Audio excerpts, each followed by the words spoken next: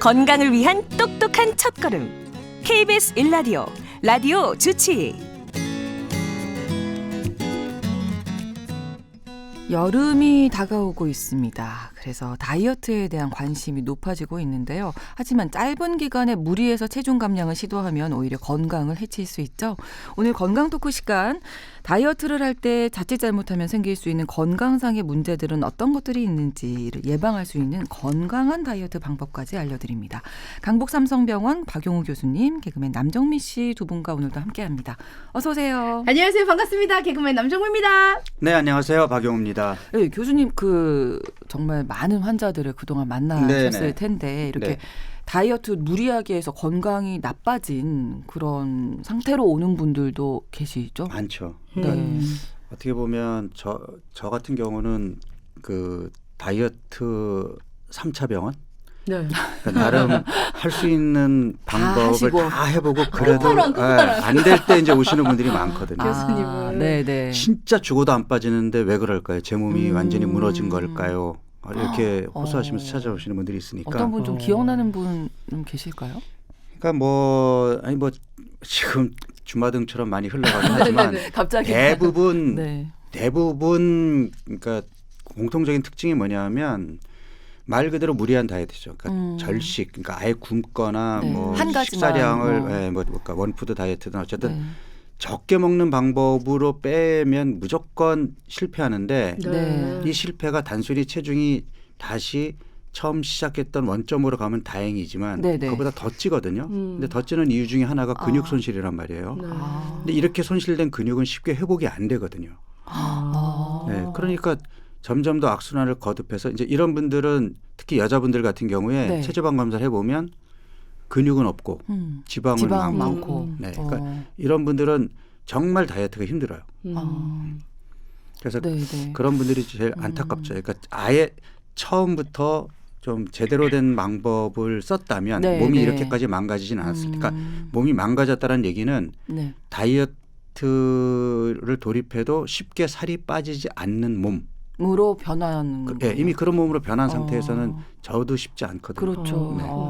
그러니까 그게 일명 우리가 얘기하는 요요 예전에 우리도 그렇죠. 얘기했지만 네네. 그러니까 그렇게 한 가지만 먹거나 막 무리하게 잘 안 드시는 걸로 하시면 무조건 실패하죠.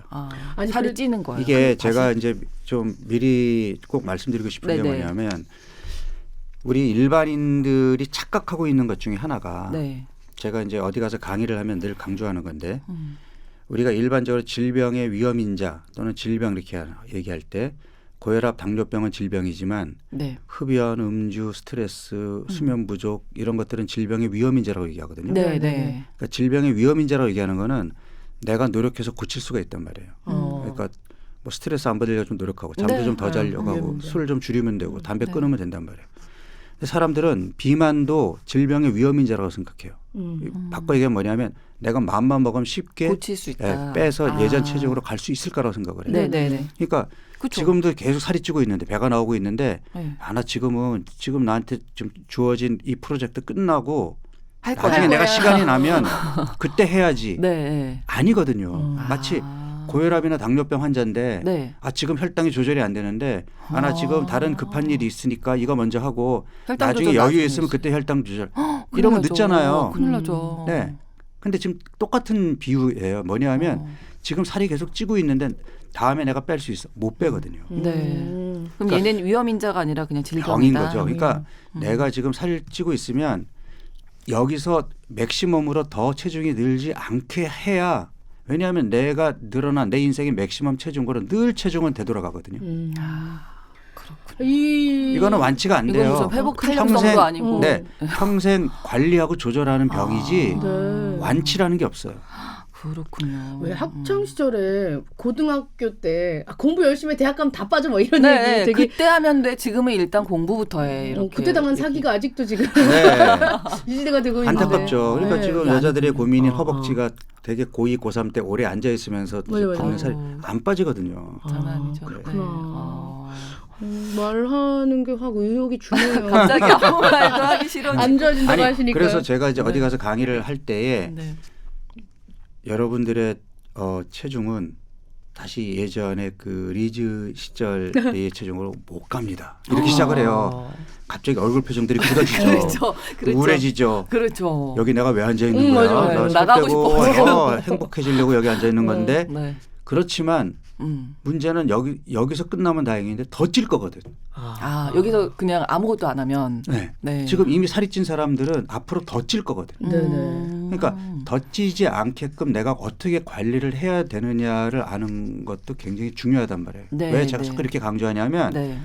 사람들이 잘 안 빠지니까 극단적인 또는 무모한 방법을 쓴단 말이에요. 그러니까 지금 얘기한 것처럼 이게 질병이고 네. 내 의지와 노력만 가지고 쉽게 해결할 수 있는 문제가 아닌데 이게 그러니까 그래서 조금 정말 헬스클럽에 등록해서 트레이너랑 같이 운동하고 내가 뭐 간헐적 단식이니 뭐 저탄고진 이런 거 하면 잘 빠질 줄 알았는데 네. 생각보다 안 빠져. 안 되죠. 이러니까 이제 굶기 시작하고 무리하게 이제 다이어트를 하면서 몸을 망가뜨리는 거거든요. 아, 아이, 예. 그- 건강에 문제가 많이 생길 텐데. 맞아 네. 맞아요. 참 우리 딸은 세상 넓은 거를 몸소 실천하고 있어 막 이런 얘기 하잖아요. 점점 넓어진다고. 아니 근데 보면 주변에 그 다이어트라는 걸 하면 일단 왜 다이어트 압박 사진 이런 거 있잖아요. 인터넷에 네, 보면 네, 네. 그 막 잘록한 허리 있는 그런 탑스타들 뭐 그리고 그렇죠. 왜 뭐 이런 그 큰 외국에 있는 헐리우드 스타들이 입금 전 입금 후 모습 다를 때 보면 왜, 이런 거 할 수 있어 막 이런 생각 들고 주변에 성공한 사람들 얘기를 들으면 네. 일단 먹는 야, 걸 좀 줄여야 된다. 그 얘기는 많이 하긴 하거든요. 맞아. 위 크기부터 줄여야 돼. 운동 갖고는 안 안 될걸? 돼. 막. 아니 그 헐리우드 스타들 보면 네. 정말 그 찬란했던 정말 너무 아름다운 몸매를 네네. 유지했던 시절도 있으나 네. 그 몸매를 평생 유지하던가요? 그러니까요. 그러니까 조금 맞아요. 들 때도 안쓰러운 네, 사진들도 나타나잖아요. 맞아 맞아 그렇죠. 맞아. 그다음에 그 오프라 윈프리 같이 정말 그렇게 돈을 많이 벌고 평생 정말 다이어트를 하면서 빠졌다가 다시 찌고 그러니까 자기 개인 영양사와 트레이너까지 고용할 정도의 부를 갖고 있는 사람들도 네. 결국은 비만을 이기지 못했거든요. 어. 근데 우리 같은 평범한 사람들이 쉽게 살을 뺄 수 있다라고 생각하는 것 자체가 그러니까 애초에 전제가 잘못된 거예요. 아. 이거 쉽지 않아요.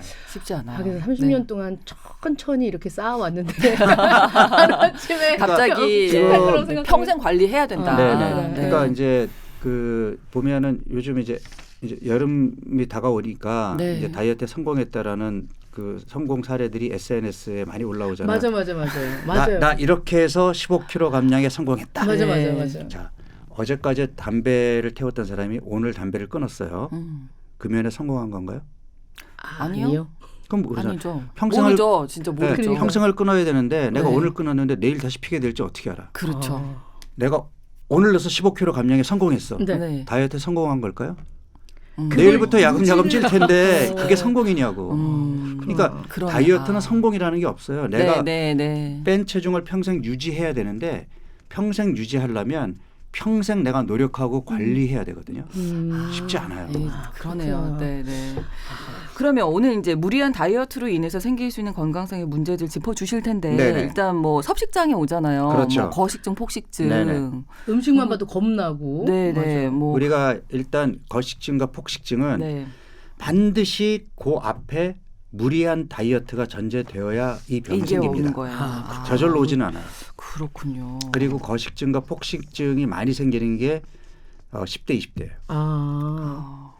그러니까 정말 건강 관리 잘 해줘야 될 그 그렇죠. 시작하는 나이인데 네. 그러니까 그 문제인데 성장기에 있는 나이, 그러니까 잘 챙겨 먹어서 이제 발육 성장이 잘 이루어져야 네. 되는 시기에 일찍 이 다이어트 문화, 그러니까 날씬한 사람을 선호하는 이런 사회 환경에 네네. 너무 이른 나이에 거기에 적응하려다가 무리하게 굶고 무리하게 적게 먹고 네. 하다 보니까 청소년기는 그러니까 우리 몸에 이제 그런 욕구를 조절하는 게 이제 뇌 전두엽에서 관할 하는데 전두엽이 네. 완성이 안 되는 시기거든요.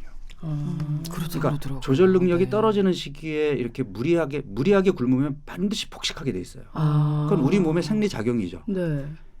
에너지를 원하는데 안 들어오면 야 집어넣어 한 번, 두 번, 세 번 얘기했는데 안 들어오면 그때는 이제 왕창 들어오게 만드는 거죠. 아, 그러니까 폭식 앞에는 그러니까 절식 또는 금식 이런 게 반드시 들어가거든요. 네, 근데 네. 이런 것들이 청소년기에 반복이 되다 보면 네. 그 조절 시스템이 무너지면서 그때는 진짜 내가 그러니까 우리가 음식 중독이라는 게 뭐냐면 나 이제 그만 먹어야 돼라고 생각은 하는데 네. 안 되는 그리고 거죠. 안 되는 그리고 내 몸이 불편해. 지금 배가 막 터질 것처럼 위가 꽉 차 있는데도 네. 내 손은 하염없이 음식에 가는 계속 거예요. 먹고 있어요. 계속 먹고 있는 자기 자신을 보면서 야, 한심하다 하는데 그걸 끊지를 못해.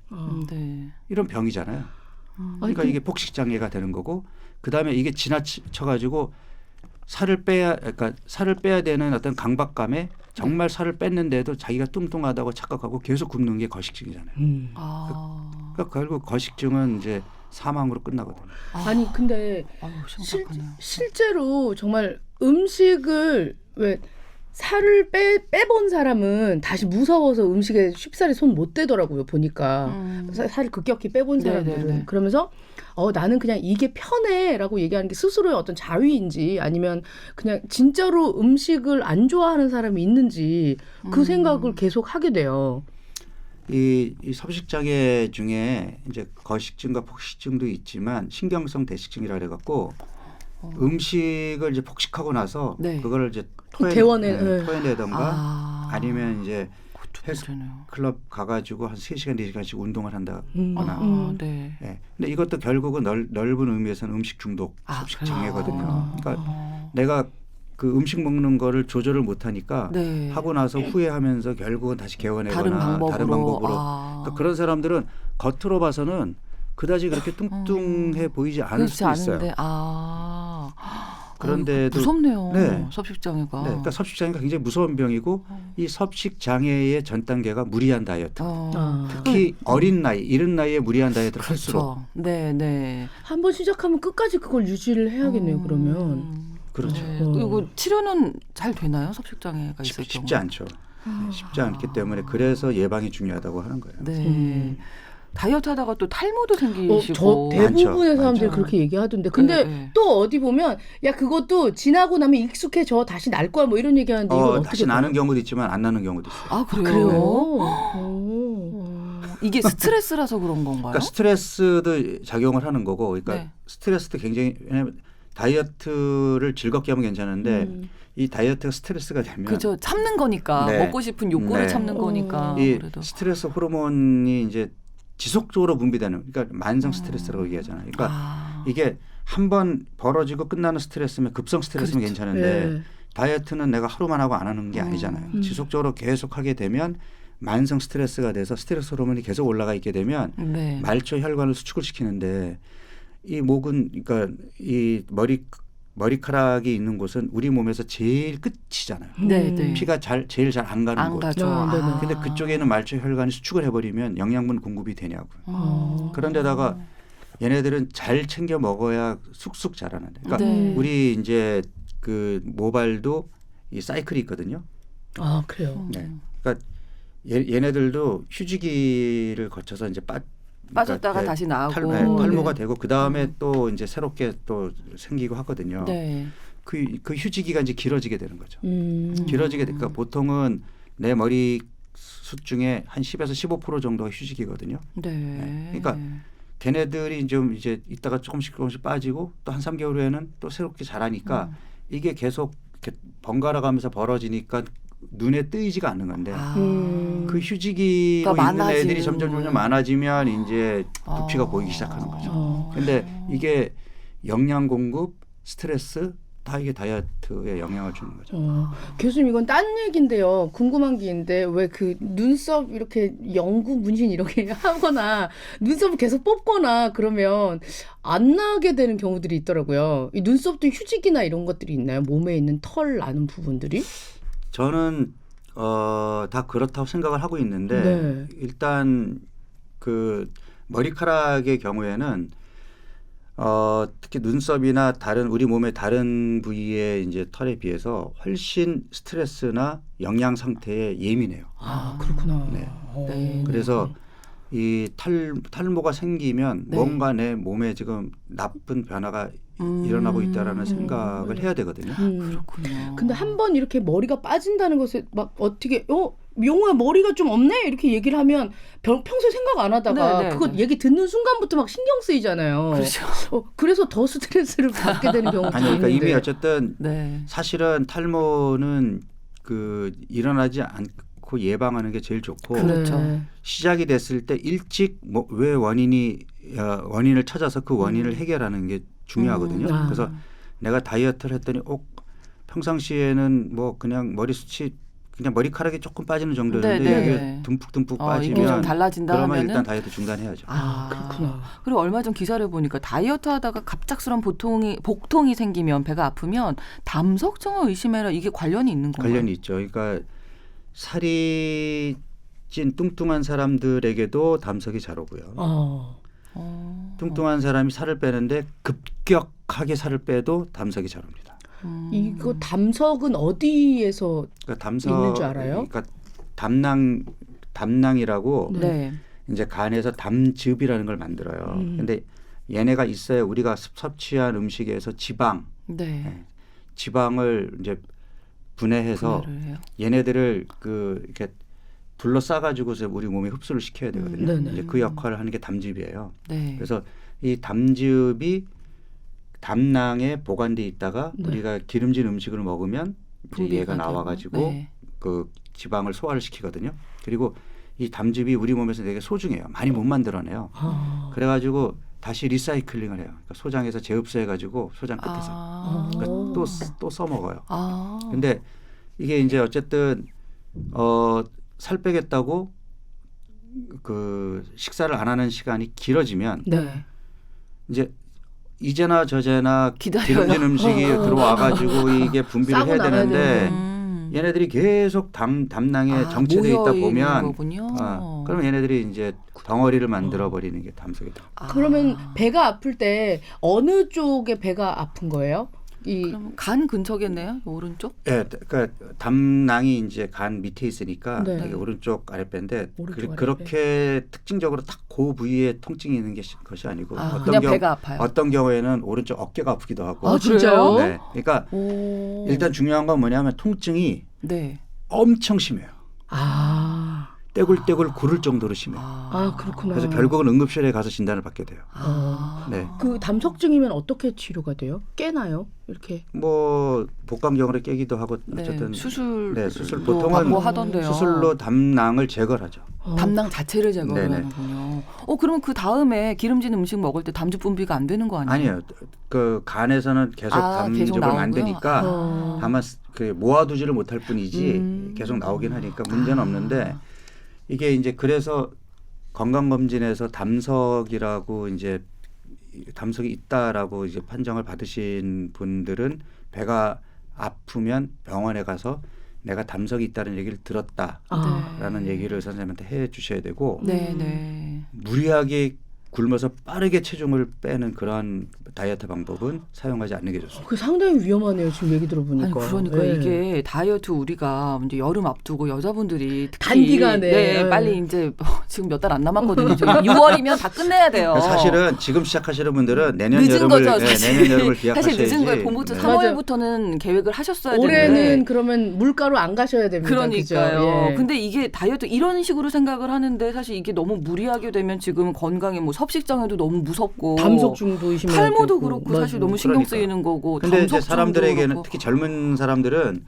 이런 얘기를 해도 안 와닿죠. 일단은 내가 사람들 앞에 좀 예쁜 자신감 모습으로 있게. 보이고 싶은 게 그러니까. 훨씬 크니까 맞아, 네. 맞아. 무리하게 되는 게 이제 식욕 억제제나 뭐 한약이나 네, 뭐 네. 이런 이뇨제도 약에- 막 드시고. 네네. 이러면 이제 그 결과는 훨씬 더 안 좋아지는 거죠. 그리고 좀 잘 생각을 해보셔야 될 것 같아서 오늘 또 건강하게 그러면 다이어트 할 수 있는 방법.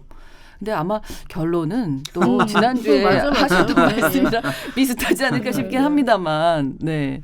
그래서 앞서 여쭤볼게요. 제가 네. 이 프로그램 시작할 때 네. 비만이 질병이다. 네, 네, 네. 그리고 여러분의 의지와 노력으로 옛날에 정말 날씬했던 시절로 가는 건 쉽지 않다라고 얘기했잖아요. 그러니까 네네. 이 현실을 직시했으면 좋겠어요. 음. 그러니까 우리가 왜 지금 그 이런 다이어트 상품들이 날개 네. 돋친 듯이 팔리냐면 이게 사람들에게 꿈을 파는 거거든요. 맞네. 그 심리를 맞아. 이용한 네. 거죠. 맞아요. 어떻게 보면. 저걸 먹으면 내가 정말 비키니 입고 뭐 수영장에 나타나도 될 네. 정도로 저렇게 날씬해질 3주 수 만에 있을 몇 킬로 거라는 완성 네, 뭐 이런 거. 그러한 이제 꿈을 꾸는 거거든요. 아닙니다. 이거 네. 현실이에요. 네. 그러니까 쉽게 그러니까 살을 빼겠다라는 것보다는 내가 지금 야금야금 살이 찌고 있는 게 뭔가 내 몸에 이제 건강 상태가 안 좋아지고 있구나. 내가 요즘 잠을 좀 설쳤거나 좀 네. 스트레스에 시달렸거나 뭔가 지금 그 내 몸을 망가뜨리는 환경을 바꿔야 되겠다라는 생각을 갖고 차근차근 해야지. 네. 7월을 목표로 지금부터 다이어트 하는 거는 무리입니다. 내년 7월을 목표로 하셔야 됩니다. 그렇습니다. 예. 그 처음에 말씀해 주신 절식, 적게 먹는 방법은 무조건 실패한다. 네. 네, 요거 한 말씀 꼭 기억해 두셔야 될 것 같습니다. 그러면 사람들이 얘기하죠. 네. 아니 적게 먹어야 빼지. 꼭 적게 많이 맞아, 먹어서는 챙겨서 그럼 뺄 어떻게 수는 빠져요. 없어요. 네. 이렇게. 근데 지난 시간에도 어떤 청취자분이 네. 과자 먹는 거는 가볍게 먹는 거라고 네네네네네. 하셨지만 제가 그게 과하다라고 얘기했잖아요. 그러니까 맞아요. 여러분들이 생각하는 과한 것과 제가 생각하는 과한 게 다르거든요. 아. 그러니까 예를 들자면 정말 그 비빔밥에 이제 그 뭐 그러니까 밥은 평소 먹던 거에 한 3분의 2 정도만 넣고 거기에 가진 채소와 나물, 뭐 나물 뭐 이렇게 해서 비빔 고기. 먹으면 정말 배부르게 먹을 수 있거든요. 네. 네. 네. 그렇지만 과한 건 아니죠. 아니에요. 제가 볼 때는 어. 전혀 과하지 않거든요. 배는 부르지만 네. 과한 예, 건 예, 아니다. 그러니까 그렇게 생각하시면 될 것 같아요. 서로 시각 차이가 있는 것 같아요. 지난 시간에 야식에 대한 거 야식 드시지 마세요 했더니 우리 사랑하는 청취자분께서 네 그럼 이제 야식 드시지 않을 거면 양치를 꼼꼼하게 하세요. 귀찮아서 다시는 안 챙기게 됩니다. 했더니 네 양치 꼼꼼하게 하고 치간 칫솔 이런 거 다 하고 나서 경건하게 야식 먹습니다. 이런 얘기 해주셨는데 도대체 밤에 양치질을 몇 번을 하는 거예요? 이렇게 되는 거죠. 알겠습니다. 네. 건강하게 좀 다이어트 꾸준히 관리하신다 생각하시고 하셔야 되겠습니다. 맞아요. 자, 오늘도 강북 삼성병원 박용우 교수님, 개그맨 남정미 씨 두 분과 함께 이야기 나눴습니다. 오늘도 고맙습니다. 네, 감사합니다. 감사합니다.